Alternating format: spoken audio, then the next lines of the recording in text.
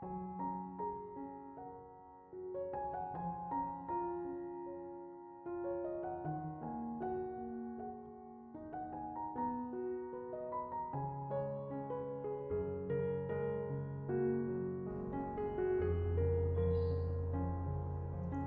Ibu, saudara-saudari, adik-adik kaum muda yang terkasih, Shalom, berkah dalam.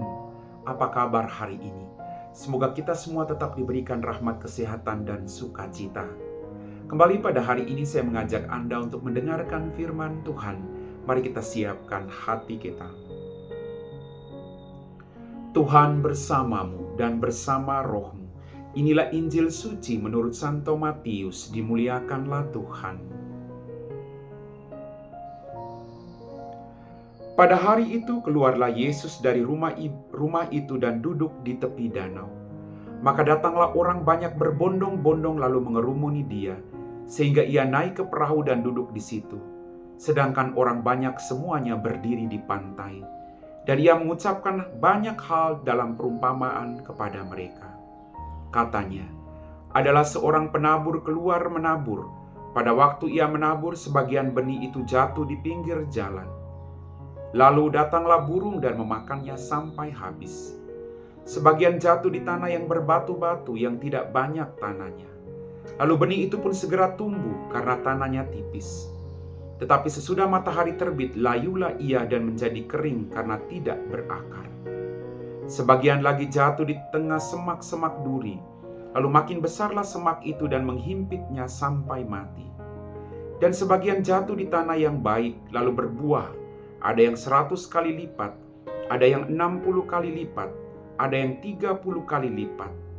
Siapa yang bertelinga, hendaklah ia mendengar. Demikianlah sabda Tuhan.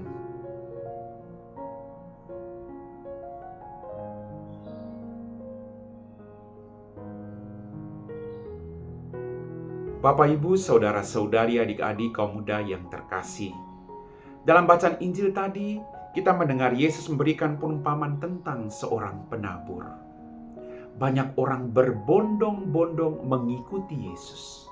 Pertanyaannya, ada apa dengan Yesus maka orang mencari dia dan mengikuti dia? Pasti ada kualitas tertentu yang tidak dimiliki oleh orang lain. Kualitas ini yang harus kita miliki sebagai pengikut Kristus, agar dimanapun kita berada, orang berbondong-bondong datang untuk mengenal Kristus melalui cara hidup kita. Bapak, Ibu, saudara-saudariku yang terkasih, dalam kisah seorang penabur tadi, ada sebagian benih yang ketika dia tabur, ada sebagian benih yang jatuh di semak duri, ada sebagian benih yang jatuh di pinggir jalan, dan sebagian benih lagi jatuh di tanah yang berbatu-batu. Dalam permenungan saya, ketika kita ingin hidup baik, ada saja cobaan, godaan dalam hidup ini.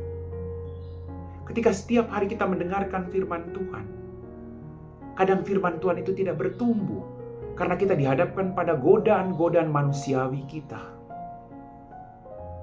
Ada benih yang jatuh di pinggir jalan, ada benih yang jatuh di tanah berbatu-batu, ada benih yang jatuh di tengah semak belukar, tapi pada akhirnya ada benih yang jatuh di tanah yang subur.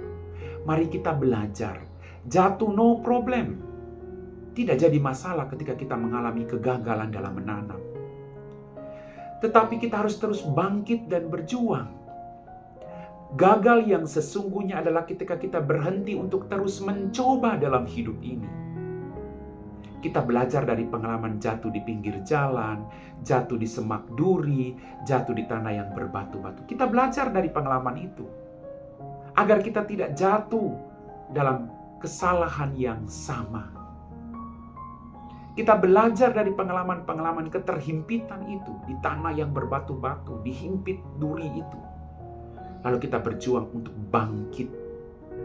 Kita berjuang untuk mengandalkan Tuhan, memberikan hati kita, lahan hati kita kepada Tuhan, agar Tuhan menaburkan benih itu di tanah yang subur. Mari kita bersihkan diri kita, agar lahan hati kita menjadi bersih. Dan ketika Tuhan itu menabur, akan berbuah 100 kali lipat. Dia bertumbuh, dia berbuah melimpah demi keselamatan dirinya dan orang-orang yang ada di sekitarnya. Mari kita belajar, jatuh no problem. Yang penting kita tidak terus jatuh dalam salah dan dosa yang sama. Kita bangkit karena kegagalan yang sesungguhnya ketika kita berhenti untuk terus mencoba dan bersyukur. Amin.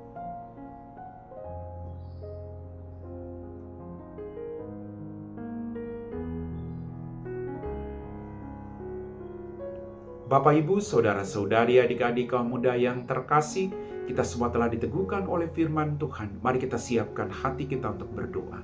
Dalam nama Bapa dan Putra dan Roh Kudus. Amin. Tuhan, kembali kami bersyukur untuk semua berkat yang kami terima. Ampuni dosa dan kesalahan kami. Pada kesempatan ini Tuhan, kami berdoa bagi mereka semua yang sedang mencari pekerjaan.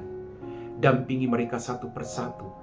Berikan mereka rahmat kesehatan dan kebahagiaan dalam perjuangan untuk mencari pekerjaan. Jauhkanlah mereka dari keputusasaan Tuhan, ketika mereka belum menemukan pekerjaan sesuai dengan keinginan mereka. Bantulah mereka Tuhan. Kalau boleh Engkau berikan mereka pekerjaan, biarlah pekerjaan yang mereka dapatkan itu mereka kelak menjadi berkat bagi banyak orang yang ada di sekitar mereka. Kami puji Engkau Bapa, kini dan sepanjang segala masa. Amin. Tuhan bersamamu dan bersama rohmu. Semoga kita sekalian diberkati oleh Allah yang Maha Kuasa, Bapa dan Putra dan Roh Kudus. Amin.